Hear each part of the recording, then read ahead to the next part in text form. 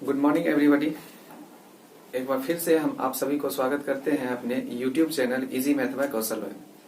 जैसा कि हम पिछले क्लास में वास्तविक संख्या का डिस्कस कर रहे थे, तो हम जो है पिछले क्लास लगभग 6 क्लास अपलोड कर चुके हैं अपने चैनल पर।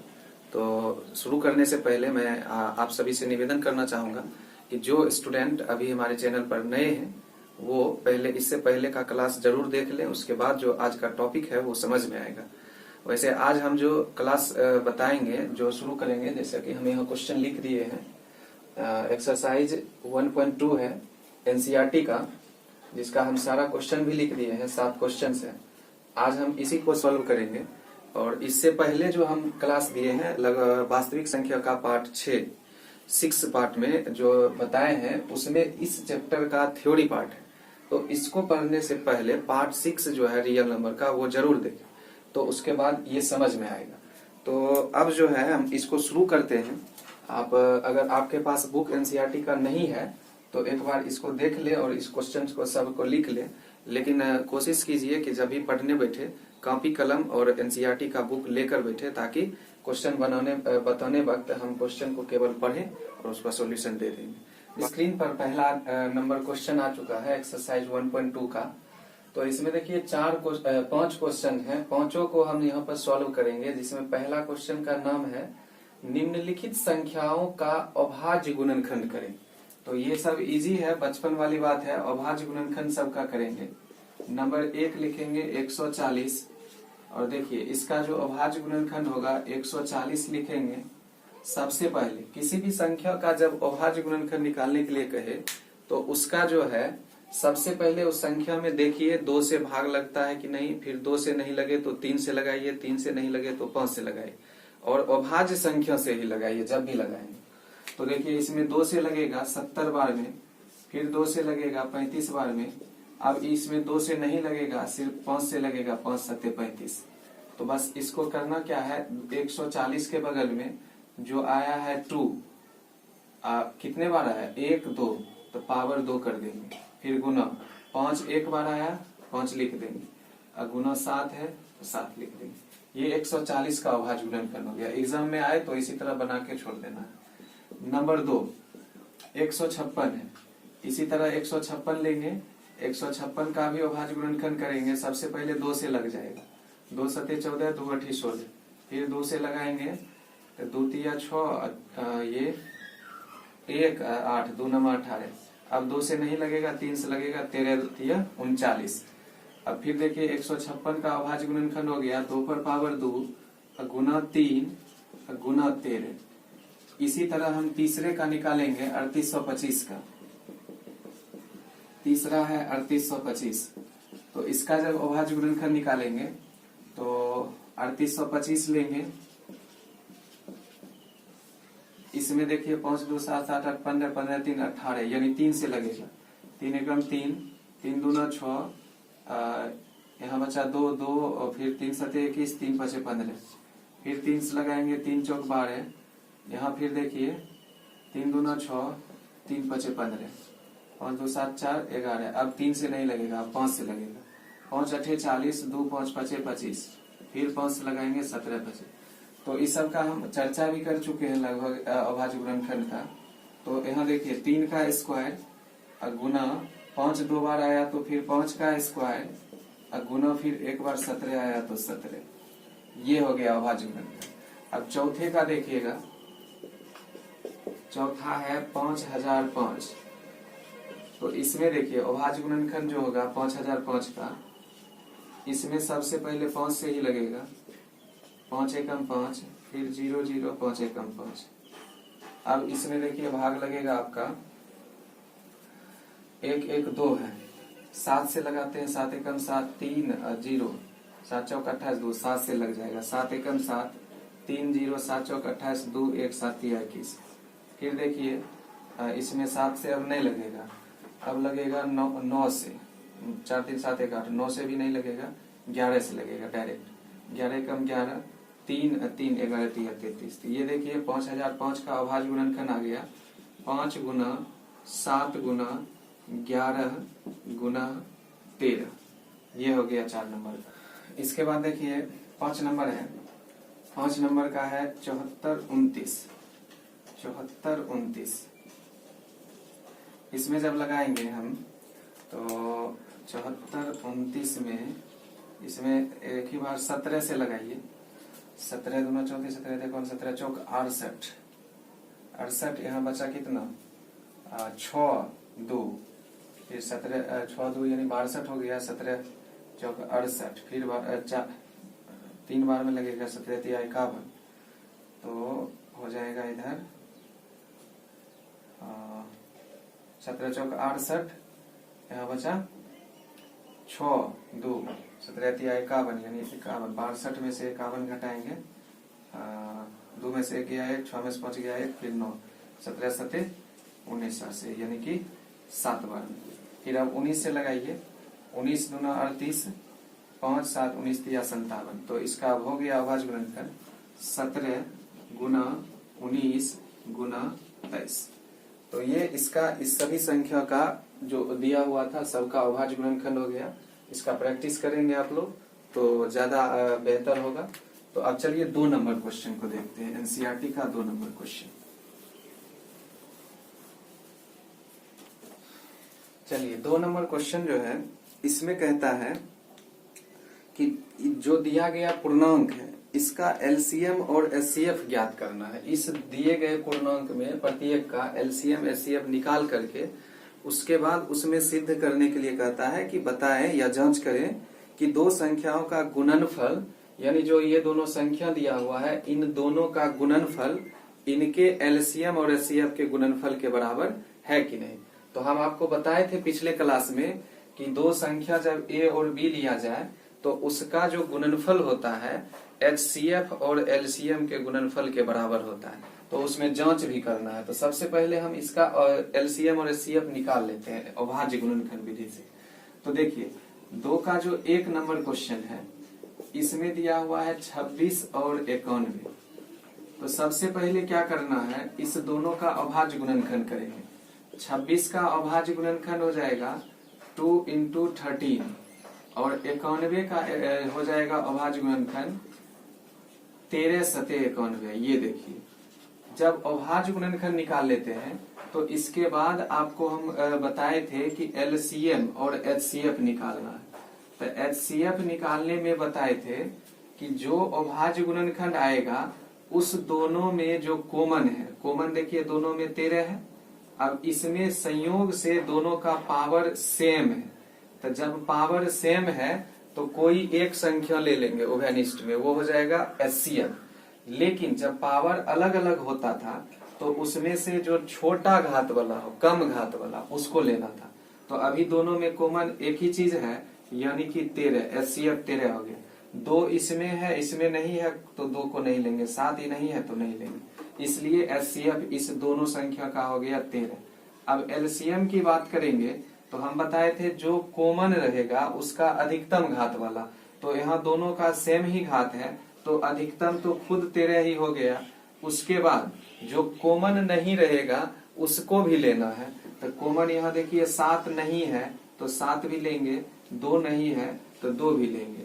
तो इस तरह से जब इसका हम गुणा कर देंगे तो एलसीएम हमको मिल जाएगा 13 दूना 26 और 26 गुना 7 कर लेंगे। 6 7 42 को 2 बाकी 4 और 2 7 14 4 18 यानी 182। अब देखिए एचसीएफ और एलसीएम जो मिला इसी का जांच करना है कि इस दोनों संख्या, दोनों एचसीएफ और एलसीएम का गुणनफल इन दोनों संख्या के गुणनफल के बराबर है कि नहीं। तो हम लिखेंगे जांच। जांच क्या करना है कि दोनों संख्या ले लेते हैं। ए बराबर अब 1 को 26 मान लेंगे और बी बराबर 1 को 91 मान लेंगे। दोनों को गुना कर दीजिए। ए गुना बी बराबर हो जाएगा 26 गुना 91। अब इसका गुणनफल देखिए कितना आएगा, 6 एकम 6, 2 एकम 2, 9 6 54, 54 2 56 के 6 बाकी 5, 9 दूना 18 5 23। तो देखिए दोनों संख्या का गुणनफल 2366 आया। फिर अब इस दोनों संख्या का एचसीएफ और एलसीएम का गुना कीजिए। एचसीएफ और ऑफ ए बी गुना करेंगे एलसीएम ऑफ ए बी। तो देखिए एचसीएफ है 13 और एलसीएम है आपका 182। दोनों को गुना करेंगे तो इसका भी गुणनफल आ जाएगा आपको 2366। तो यहाँ हम देख रहे हैं कि दोनों संख्या का गुणनफल 2366 आया, एचसीएफ और एलसीएम भी 2366 आया। तो बस केवल नीचे लिख देना है, अतः दोनों संख्याओं का गुणनफल बराबर हो जाएंगे, गुणनफल बराबर हो जाएगा एचसीएफ गुना एलसीएम। बस यही जांच करना था, बस हो गया। इसी तरह अब दूसरे का भी सेम चीज करना है। इतना काम पहला क्वेश्चन का हुआ, इसी तरह इसका भी करना है और इसका भी करना है। तो चलिए हम 2 नंबर क्वेश्चन इसी के साइड में बना देते हैं। 2 नंबर हो जाएगा आपका 510 और 92 है। तो इसका भी अभाज्य गुणनखंड सबसे पहले कर लीजिए। तो अभाज्य गुणनखंड देखिए 510 का करना होगा और 92 का करना होगा। तो कहीं साइड में कर लेते हैं हम। 510 2 से लगाएंगे, 2 दूना 4, 1 1 2 पचे 10, 2 पचे 10। फिर देखिए 5 5 10 2 12, 3 से लग जाएगा।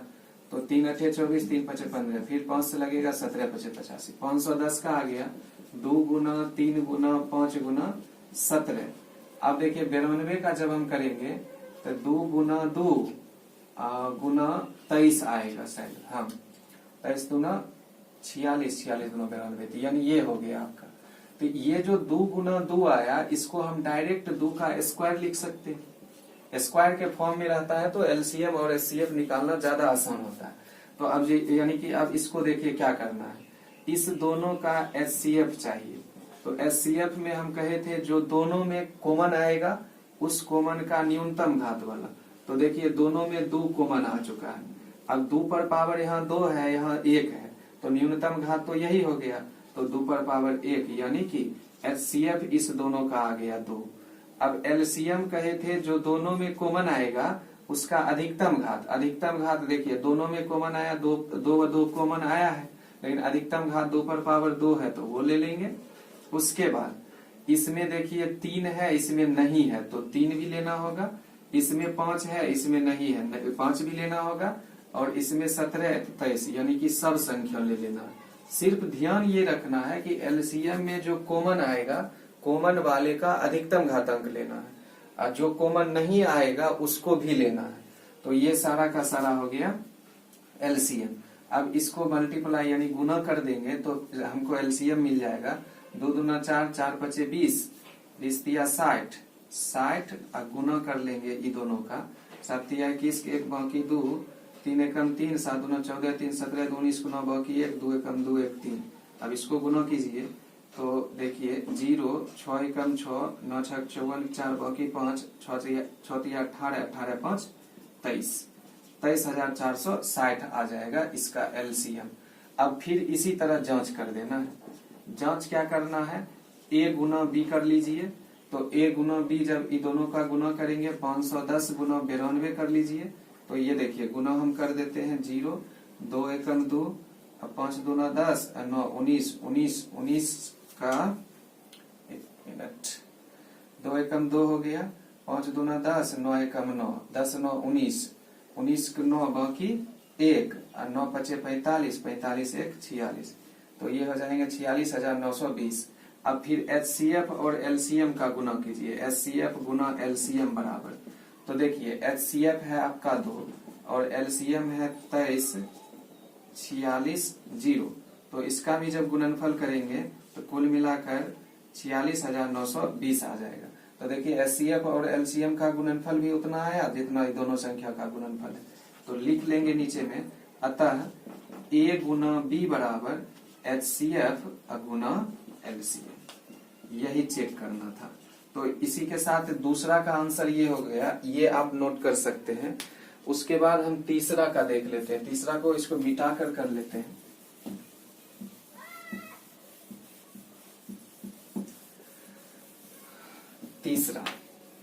तीसरा का देखेंगे 336 और 54 है। 336 और 54। 336 का अभाज्य गुणनखंड करेंगे, 54 का अभाज्य गुणनखंड करेंगे। 336 2 से लगाएंगे एक बार में, 1 3 2 6 12 2 8 16, फिर 2 से 8 दूना 16 4 दूना 8, फिर 2 से 42 दूना, फिर 2 से 21 दूना, फिर 3 से 7 बार में। तो इसका देखिए 1 2 3 4, 2 पर पावर 4 हो गया, गुना 3 गुना 7, 54 का फिर करेंगे 2 से 27 बार में, 3 से 9 बार में, फिर 3 से 3 बार। तो इसका हो जाएगा 2 गुना 3 पर पावर 3। फिर इसी का इसका जो है एलसीएम और एचसीएफ निकाल लेंगे इसी प्रकार। एलसीएम सॉरी पहले एचसीएफ। एचसीएफ देखिए दोनों में जो कॉमन आएगा उसका न्यूनतम का, कॉमन ये भी है और ये भी है, 2 पर पावर 4 और 2 पर पावर 1, तो न्यूनतम हुआ 2 पर पावर 1, तो ये 2 हो जाएगा। ये दोनों में देखिए 3 पर पावर 3, यहाँ 3 पर पावर 1, तो न्यूनतम 3 पर पावर 1 है, तो 3 हो जाएंगे, 2 3 6, ये हो गया एचसीएफ। फिर हम एलसीएम निकालेंगे, तो एलसीएम बराबर देखेंगे जो दोनों में कॉमन है उसका अधिकतम, 2 पर पावर 4 और 3 पर पावर 3, और जो कॉमन नहीं है, कॉमन केवल 7 नहीं है, तो 7, 3 दिया 9 दिया 27, ये 16 गुना 7, तो कुल मिलाकर देखिए 16 16 सते 133, 1 मिनट, 3 दिया 9 9 दिया 27, 27 गुना 7 कर लेंगे, 2 दूना 4 4 दूना 8 8 दूना 16, 16 16 सते 112 गुना 3 दिया 9 दिया 27, इसको गुना कर लीजिए, 112 गुना 27, 7 दूना 14 4 बाकी 1 7 एकम 7 1 8 7 एकम 7, 2 दूना 4 2 एकम 2 2 एकम 2, तो ये देखिए 4 8 4 12 2 बाकी 1 7 दूना 1 10 0 बाकी 1 2 1 3, तो 3024 आ जाएगा। तो ये हो गया आपका एलसीएम। अब फिर जांच कर लेंगे, जांच क्या करना है, a गुना b करना है, तो संख्या क्या क्या है 336 गुना 54, तो कर लीजिए गुणनफल आ जाएगा 336 गुना 54, 6 चौक 24 4 बाकी 2 4 तिया 12 2 14 4 बाकी 1 4 तिया 12 1 13, 6 5 30 के 0 बाकी 3 5 तिया 15 3 18 का 8 बाकी 1 5 तिया 15 1 16, 4 4 8 3 11 1 बाकी 1 6 1 7 1 8 1, 18,144 हो जाएंगे। अब इसी प्रकार एलसीएम गुना एचसीएफ कर लीजिए, फिर लिख लेंगे पुनः एलसीएम गुना एचसीएफ बराबर, एलसीएम देखिए 324 है गुना एचसीएफ है 6, तो इसको भी गुना कर लेंगे 18,144 आ जाएगा। तो इस दोनों का मान देखिए सेम आ गया, बस केवल हमको नीचे लिख देना है, अतः ए गुना बी बराबर एचसीएफ गुना एलसीएम। तो ये आपका 2 नंबर का सारे क्वेश्चन का सॉल्यूशन हो जाएगा। इसको नोट कर लीजिए और घर पर प्रैक्टिस भी कीजिए आप लोग। चलिए इसके बाद आएगा तीसरा नंबर। चलिए ये तीसरा नंबर क्वेश्चन हो गया। तीसरा नंबर क्वेश्चन का जो है इसमें भी कह रहा है अभाज्य गुणनखंड विधि द्वारा निम्नलिखित पूर्णांकों का एचसीएफ और एलसीएम, वही चीज है, सेम बात है, अभाज्य गुणनखंड सबका करेंगे और एलसीएम एचसीएफ निकालेंगे। एक नंबर देखिए 12 है, 15 है और 21 है। इसको इस प्रकार लिख लेंगे, 12 का जो अभाज्य गुणनखंड होगा 2 का स्क्वायर गुना 3 हो जाएगा, 15 का हो जाएगा 3 गुना 5 और 21 का हो जाएगा 3 गुना 7। अब देखिए एचसीएफ निकालना है, तो एचसीएफ में इस सब में जो कॉमन आया उसका जो है न्यूनतम का, यहाँ देखिए 3 है, यहाँ भी 3 है, यहाँ भी 3 है, सब जगह 3 ही 3 है, तो इसलिए एचसीएफ 3 हो गया। और कोई चीज कॉमन नहीं आया तो कॉमन नहीं है, तो बस केवल 3 हो जाएगा। एलसीएम हो जाएगा आपका जो सब में है उसका न्यूनतम, जो नहीं है उसका अधिकतम, जो नहीं है वो भी। तो 3 सब में है तो 3 ले लिया, 2 का स्क्वायर यहाँ है और कहीं नहीं है, फिर भी 2 का स्क्वायर लेना होगा, फिर 5 ले लेंगे, फिर 7 ले लेंगे, ये एलसीएम हो जाएगा। यानी कि 2 का स्क्वायर 4 4 5 20 20 दिया 60 60 सते 420, ये हो गया एलसीएम एक नंबर का। बस यही केवल अभाज्य गुणनखंड विधि से एचसीएफ एलसीएम कहा, यही दोनों हमारा आंसर हो गया। फिर इसका देखिए 17 है तो इसको हम 1 × 17 लिख सकते हैं क्योंकि ये तो ऑलरेडी अभाज्य संख्या है। फिर 23 है, इसको भी 1 × 23 कह देंगे। फिर 29 है, इसको भी 1 × 29 कह देंगे। तो इस सब का देखिए एलसीएम पहले एचसीएफ, तो एचसीएफ देखिए सब में 1 कॉमन आया तो केवल 1 हो जाएगा एचसीएफ। एलसीएम हो जाएगा 1 नहीं भी लेंगे तो कोई विशेष फर्क नहीं पड़ेगा, लेकिन 17, 23, 29 सब में है, यानी कि इसमें 17 है, इसमें नहीं है, इसमें 23 है, इसमें नहीं है। तो क्या करना है, जो नहीं है उसको भी लेना होगा। 17 गुना 23 गुना 29, ये हो गया एलसीएम। अब इसका मल्टीप्लीकेशन आप कर लीजिए, आंसर आ जाएगा। नंबर 3 का देख लेते हैं, इसको गुना करके आंसर निकाल लीजिए, गुना आप लोग खुद कर सकते हैं। नंबर 3 8 का हो जाएगा 2 पर पावर 3 जब अभाज्य गुणनखंड करेंगे। 9 का हो जाएगा 3 पर पावर 2, गुना नहीं कुछ तो 1, यहाँ भी नहीं कुछ तो 1। फिर यहाँ देखिए 25 है, 25 का 5 पर पावर 2 गुना 1, वही बात हो गया। यहाँ भी कॉमन में सिर्फ एक ही कॉमन आ रहा है, इसलिए हम एचसीएफ 1 कहेंगे और एलसीएम में जो बचा सब हो जाएगा। एलसीएम में देखिए 2 पर पावर 3 भी होगा, 3 पर पावर 2 भी होगा, 5 पर पावर 2 भी होगा। तो कुल मिला के 8, 8 पचे 40, 40 नमक 360, एलसीएम 360 हो गया। इसका आप कर लेंगे खुद से। तो ये आपका 3 नंबर के क्वेश्चन का जवाब हो जाएगा। अब चौथा नंबर देखते हैं। चौथा नंबर इसको मिटा देते हैं। चौथा नंबर जो क्वेश्चन है, इसका जो जवाब है, इसके लिए फार्मूला आपको बताए हुए हैं। दिया हुआ है कि एचसीएफ ऑफ, देखिए लिखेंगे पहले, चूंकि दिया है क्वेश्चन, आप किताब से देख ले या पहले शुरू में हम स्क्रीन पर छोड़े हुए थे उससे देख सकते हैं। दिया है कि एचसीएफ ऑफ 306, 657 बराबर आपको दिया हुआ है 9।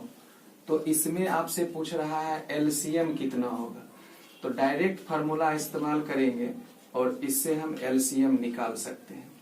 तो देखिए हम कहे थे कि जब दो संख्या ए और बी हो तो ए और बी का जो गुणनफल होता है एचसीएफ और एलसीएम के गुणनफल के बराबर होता है। तो इसमें से ए बी किसी एक संख्या को और ए और किसी को एक को बी मान लेंगे। तो देखिए हम इसको क्या करेंगे, ए बराबर मान लेते हैं 306 और बी बराबर मान लेते हैं 657। तो आपको पता होगा कि ए गुना बी बराबर हम फार्मूला लिखाए थे HCF of A B into LCM of A B. तो करना क्या है, इस फार्मूला पर इस सब वैल्यू को रखेंगे, आंसर आ जाएगा। तो देखिए ए का मान 306 और गुना बी का मान 657 बराबर एचसीएफ ऑफ ए बी कितना दिया हुआ है 9 और एलसीएम ऑफ ए बी निकालना है। एलसीएम ऑफ ए बी क्या हो जाएगा, तो एलसीएम निकालने के लिए 9 को उधर भेज देंगे तो एलसीएम पता चल जाएगा। तो लिखेंगे इसलिए एलसीएम बराबर, देखिए 300 एलसीएम ऑफ ए बी बराबर 306 गुना 657 बटे 9 इधर।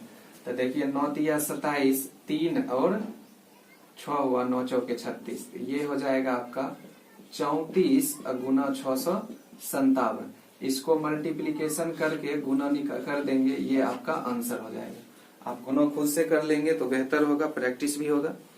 तो ये 4 नंबर क्वेश्चन का आंसर हो गया। इसके बाद अब आता है 5 नंबर, इसको लिख लीजिएगा आप लोग। 5 नंबर क्वेश्चन देखिए ध्यान से। सारा क्वेश्चन का थ्योरी हम पहले पढ़ा चुके हैं, इसलिए जो भी स्टूडेंट नए इस वीडियो को देख रहे हैं तो कृपया करके पहले, इससे पहले वाला जो वीडियो है वो हम लिंक में दे देंगे डिस्क्रिप्शन में, उसमें जाकर देख सकते हैं, या फिर मेरा चैनल इजी मैथ बाय कौशल रॉय को का प्रोफाइल खोल के उस पर जो है आप वीडियो जरूर देख लें, तो ये वाला चैप्टर ज्यादा समझ में आएगा। अब देखिए 5 नंबर कहता है जांच कीजिए कि क्या किसी प्राकृत संख्या n के लिए 6 पर पावर n का अंक 0 पर समाप्त हो सकता है। यानी समझिएगा 5 नंबर का जो आंसर होगा, कहता है संख्या है 6 पर पावर n, संख्या क्या है 6 पर पावर n, और इसमें कहता है n है प्राकृत संख्या, n है प्राकृत संख्या। तो कहता है कि n जब प्राकृत संख्या है तो हम 1, 2, 3, 4 इसी को प्राकृत संख्या कहते हैं, इस तरह से n को मान सकते हैं। तो कहता है 6 पर पावर जो n होगा, यानी कि n का वैल्यू जब 1 रखेंगे तो क्या जो सॉल्यूशन आएगा उसका अंत में 0 आएगा। तो ध्यान से समझिएगा, किसी भी संख्या के अंत में 0 तभी आ सकता है जब वो संख्या 2 इंटू 5 के मल्टीप्लीकेशन में रहेगा। यानी 2 और 5 का गुणा के रूप में अगर कोई संख्या है तभी उसके अंत में 0 आ सकता है। और 2 और 5 के अलावे अगर दूसरा संख्या आ रहा है तो उसका अंत जो है 0 पर समाप्त नहीं होगा। तो जैसा हम यहाँ देख रहे हैं, लिखेंगे चूंकि 6 जो है इसको हम 2 इंटू 3 पर पावर n लिख सकते हैं। अब देखिए यहाँ 2 अभाज्य संख्या है, 3 भी अभाज्य है, लेकिन 2 इंटू 3 जो है यहाँ 5 नहीं होने के कारण इसका पावर जो है जब हम करेंगे तो 2 गुना 5 नहीं होने के कारण इसका अंत जो है 0 पर समाप्त नहीं होगा। एक तो ये तरीका है समझने का। दूसरा तरीका है कि n का बारी बारी से जब हम इसमें वैल्यू रखेंगे तो देखिए जब हम n का वैल्यू रखते हैं 1 तो 6 पर पावर 1 हो जाएगा। तो 6 पर पावर 1 का मतलब 6 ही हुआ। इसको हम समीकरण फर्स्ट मान सकते हैं।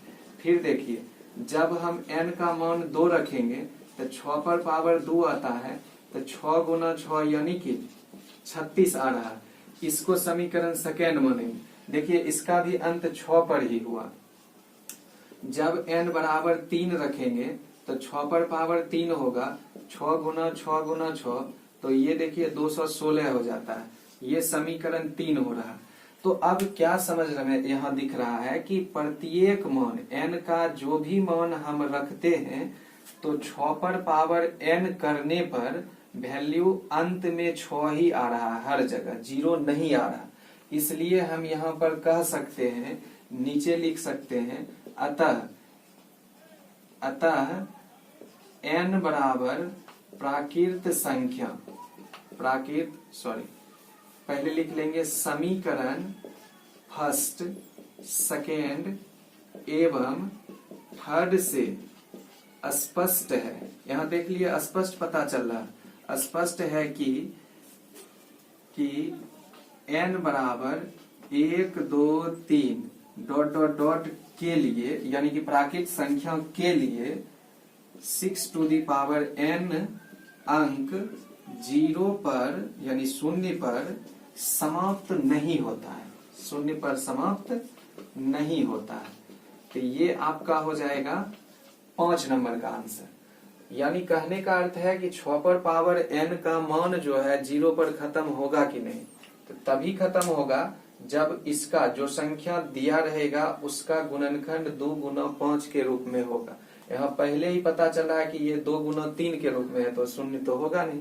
अब 0 होगा नहीं, दिखाना है हमको, तो n बराबर जो प्राकृत संख्या कहा, तो इसलिए n का वैल्यू प्राकृत संख्या ले करके रखेंगे बारी बारी से। रखने के बाद खुद पता चल रहा है कि अंत में 6 ही आ रहा है, 0 नहीं आ रहा। तो इस तरह का और भी कोई क्वेश्चन पूछ सकता है आपको, कोई और दे देगा 6 के जगह पर, उसमें कहेगा कि 1 पर खत्म हो रहा है कि नहीं। तो जिस पर कहेगा आप इस तरह से चेक कर लीजिए और देखिए लास्ट में क्या आ रहा है। अगर 3-4 वैल्यू रख करके चेक कर लेंगे तो खुद पता चल जाएगा। तो इसके बाद आज अब जो है क्वेश्चन 6, व्याख्या करें कि 7 गुना 11 गुना 13 प्लस 13 और ये भाज्य क्यों है। ये दोनों जो संख्या है ये भाज्य संख्या क्यों है, इसका व्याख्या करना है।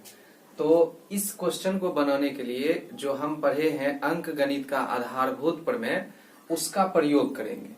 अंक गणित का आधारभूत प्रमेय जो होता है, किसी भी भाज्य संख्या को अभाज्य संख्या के गुणनफल के रूप में लिखा जा सकता है। तो अगर इस सभी संख्या इसको और इसको अभाज्य संख्या के गुणनफल में हम व्यक्त कर देंगे तो अंक गणित के मूलभूत प्रमेय के आधार पर ये और ये भाज्य हो जाएगा। बस यही लिख देना है, व्याख्या हो जाएगा। तो देखिए हम क्या करते हैं, पहली संख्या को a मान लेते हैं। 7 गुना 11 गुना 13 अब प्लस 13, इसको क्या करना है, अभाज्य संख्या के गुणनफल में व्यक्त करेंगे। तो यहाँ देखिए प्लस है, इसको भी सॉल्व करके गुणनफल में करना है। तो सॉल्व करिए, इससे और इससे दोनों से 13 कॉमन ले लेंगे। 13 जब कॉमन आएगा तो अंदर देखिए बचेगा 7 गुना 11 अब प्लस यहाँ बचेगा 1। तो सॉल्व करने के बाद देखिए 13 गुना 11 से 77 1 78 हो जाएगा। इसको जब हम सॉल्व करेंगे, गुणनखंड इसका भी अभाज्य गुणनखंड कर दीजिए। 13 गुना, अब इसको देखिए 2 गुना 3 गुना 13 के रूप में लिख सकते देते हैं। 13 3 39, 39 गुना 78। अब यहां से देखिए 13 2 3 13, ये सारा का सारा संख्या अभाज्य संख्या है। तो दी गई जो संख्या था उसको हम अभाज्य संख्या के गुणनफल के रूप में व्यक्त कर दिए। तो यहाँ पर लिखेंगे चूंकि ए अभाज्य संख्या के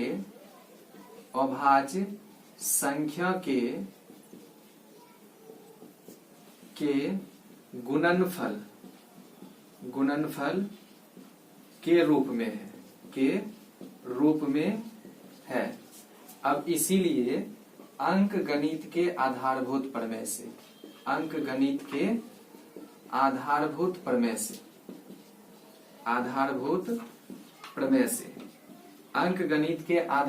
प्रमेय से संख्याएं 7 गुना 11 गुना 13 प्लस 13 भाज्य होगा। यानी कहने का अर्थ है कि जब कोई संख्या अभाज्य संख्या के गुणनफल के रूप में हो जाए तो अंक गणित का आधारभूत प्रमेय कहता है कि जब संख्या अभाज्य संख्या के गुणनफल के रूप में रहे तो वो भाज्य कहलाएगा। तो इसलिए ये संख्या भाज्य हो गया। ठीक इसी तरह इसको भी सॉल्व करेंगे तो इसका भी वही बात हो जाएगा। देखिए बी नंबर, इसको हम मान लेते हैं बी बराबर 7 गुना 6 गुना 5 गुना 4 गुना 3 गुना 2 गुना 1 प्लस 1। इसको जब हम सॉल्व करेंगे तो यहाँ 5 इसमें 5 होगा। क्वेश्चन में 5 हाँ 5 दे देंगे, 5 यहाँ भी 5। तो अब इस दोनों से जब हम 5 कॉमन ले लेते हैं तो 5 कॉमन लेंगे तो 7 गुना 6 गुना 4 गुना 3 गुना 2, एक को छोड़ भी देंगे तो कोई फर्क नहीं पड़ेगा। यहाँ से देखिए जब 5 चला गया तो 1 बचा। इसको जब सॉल्व करेंगे हम 5 गुना, इसको जब सॉल्व करेंगे 6 से 42, 3 गुना 6, 6 चौक 24, 42 गुना 24 करेंगे तो 1008 अब प्लस 1। तो इसको हम लिखेंगे 5 गुना, इसको 1009 लिख सकते हैं। अब ये भी अभाज्य संख्या है, ये भी अभाज्य संख्या है। तो दो अभाज्य संख्या का गुणनफल जो है भाज्य होगा। बस इसको भी हम इतना बात लिख करके बता देंगे। तो यहाँ पर लिखेंगे चूंकि b अभाज्य संख्या के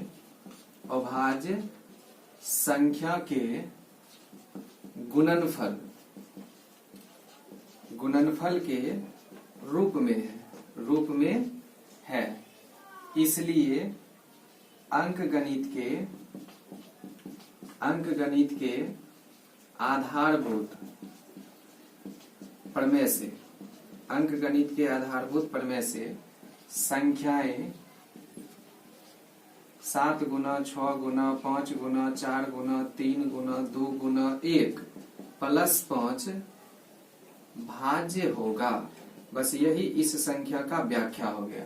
तो इस तरह का जब भी आपको प्रश्न पूछे कि जो कोई संख्या दिया रहेगा और उसके बारे में कहेगा कि यह भाज्य क्यों है बताएं, तो भाज्य इसीलिए हुआ क्योंकि उसको अभाज्य संख्या के गुणनफल के रूप में लिखा गया है। तो अंक गणित का आधारभूत प्रमेय का प्रयोग करके उसको हम साबित कर देंगे कि ये भाज्य हो गया। तो ये 6 नंबर का जवाब हो गया। अब 7 नंबर हम क्वेश्चन देखेंगे। 7 नंबर क्वेश्चन पढ़ने आपके स्क्रीन पर हम शुरू में दे दिए थे, तो केवल हम उसको पढ़ लेते हैं और पढ़ने के बाद उसको सॉल्व कर लेंगे। देखिए 7 नंबर जो प्रश्न है इसमें आपको कह रहा है कि किसी खेल के मैदान के चारों ओर वृत्ताकार पथ पर, समझिएगा, अगर किसी भी प्रश्न में ऐसा प्रश्न पूछा जाए कि वृत्ताकार पथ पर एक साथ 2-3 आदमी का दौड़ना, या फिर घंटियों का एक साथ बजना, या फिर किसी चौराहे पर लाइट जो अलग अलग कलर का लाइट होता है, रेड ब्लू और येलो, तो इसका किसी निश्चित समय अंतराल पर जलना, तो इस तरह का जब भी प्रश्न आपको एग्जाम में पूछा जाए तो जनरली उसका जो सॉल्यूशन होता है एलसीएम निकालकर किया जाता है। तो तो समझिएगा, किसी खेल के मैदान के चारों ओर एक वृत्ताकार पथ बना हुआ है। इस मैदान का एक चक्कर लगाने में 2 आदमी है। एक है सोनिया, उसको 18 मिनट लगता है, और एक है इसी मैदान में एक और स्टूडेंट है जिसको 12 मिनट लग रहा है। तो अब दोनों अगर एक ही साथ वहां से चलना प्रारंभ करें, तो जब एक ही साथ चलना प्रारंभ करेगा, जैसे ये देखिए, यहाँ से एक स्टूडेंट 18 मिनट में ही चक्कर लगा लेता है और एक 12 मिनट में चक्कर लगा लेता है। दोनों यहाँ से चलना शुरू किया एक ही साथ। जब एक ही साथ दोनों चलना शुरू करेगा तो जो स्टूडेंट तेज चलेगा उसको कम समय लगेगा और जो धीरे चलेगा उसको ज्यादा समय लगेगा। तो ऐसा भी हो सकता है कि ये जो 12 मिनट वाले जो स्टूडेंट हैं, ये क्या होगा कि कम समय में एक चक्कर लगा लेगा, लेकिन दूसरा स्टूडेंट होगा कि इसको तब तक में एक चक्कर जब तक में ये पहुंचेगा तब तक में ये जो स्टूडेंट है ये आगे बढ़ चुका होगा। तो ऐसा कभी न कभी एक ऐसा समय आएगा कि ये ज्यादा चक्कर लगाते हुए इसी बिंदु पर एक साथ पुनः एक दूसरे से मिलेगा। तो वही पूछ रहा है कि कितना देर बाद दोनों स्टूडेंट पुनः इसी बिंदु पर एक साथ मिलेगा। तो जब भी इस तरह का प्रश्न पूछेगा तो दिए गए डाटा का हम एलसीएम निकाल लेंगे। तो देखिए लिखेंगे, चूंकि इसका 18 ये पहला स्टूडेंट है, पहला को 18 मिनट लगता है और दूसरा को लगता है 12 मिनट। तो अब क्या करेंगे, इस दोनों का हम एलसीएम निकालेंगे। तो एलसीएम अभाज्य गुणनखंड विधि से ही निकाल लेंगे। तो देखिए 18 का एलसीएम 2 गुना 3 का स्क्वायर, ये गुणनखंड हो गया। अब 12 का हो जाएगा 2 का स्क्वायर गुना 3। तो इसका देखिए एलसीएम हो जाएगा। एलसीएम हो जाएगा, दोनों में जो कॉमन है उसका अधिकतम घात, यहाँ 2 और यहाँ 2 का स्क्वायर, थे अधिकतम घात 2 का स्क्वायर ले लेंगे, गुना दोनों में जो कॉमन है उसका भी अधिकतम घात, यहाँ भी 3 यहाँ भी 3, तो यहाँ 3 का स्क्वायर है, यहाँ 3 का पावर 1 है, तो अधिकतम 3 पर पावर 2 वाला, तो ये हो जाएगा 2 दूना 4, 3 तिया 9, 4 नमा 36। यानी कहने का मतलब समझिएगा, 36 मिनट लगेगा। तो 36 मिनट में दोनों स्टूडेंट फिर एक बिंदु पर मिलेगा। कहने का अर्थ ही 12 मिनट में जो एक चक्कर लगाता था वो 3 चक्कर लगाएगा, यहाँ पहुंचेगा। लेकिन जो 18 मिनट में एक चक्कर लगाता था वो दूसरा चक्कर ही पहुंचेगा यहाँ, लेकिन ये वाला स्टूडेंट तीसरा चक्कर यहाँ लगा के पहुंच जाएगा। तो दोनों का जो है यहाँ पर पता चल जा रहा है कि दोनों 36वें मिनट एक दूसरे से पुनः उसी बिंदु पर मिलेगा। तो यहाँ लिख लेंगे, अतः दोनों पुनः 36 मिनट के बाद एक ही बिंदु पर मिलेगा, एक ही बिंदु पर मिलेगा। यही चीज समझना था इसमें। इस प्रकार से एक्सरसाइज 1.2 का सारा क्वेश्चन का सॉल्यूशन हो गया। तो उम्मीद करते हैं कि आप लोग को ये सारा समझ में आया होगा। और जो फिर से मैं बोलना चाहूंगा कि जो स्टूडेंट नए हैं उसको आज का टॉपिक समझने के लिए पिछले क्लास को देखना आवश्यक होगा, और मैं उस क्लास का लिंक डिस्क्रिप्शन में भी दे दूंगा। और जो पार्ट 6 है तो आप उसको जाकर जरूर देख लें, उसके बाद ये जो है समझ में बेहतर ढंग से आएगा। और इसके बाद जो हमारा लगभग 1-2 और क्लास होगा जिसमें ये वास्तविक संख्या चैप्टर कंप्लीट हो जाएगा। तो 1-2 क्लास में हम आपको कोशिश करेंगे कि दोनों ये वास्तविक संख्या कंप्लीट कर देंगे। तब तक के लिए आप घर में बैठकर सुरक्षित रहिए और पढ़िए, और जितना बताया जाता है उसका जो है कॉपी में नोट भी किया कीजिए तो बेहतर होगा। Thank you so much.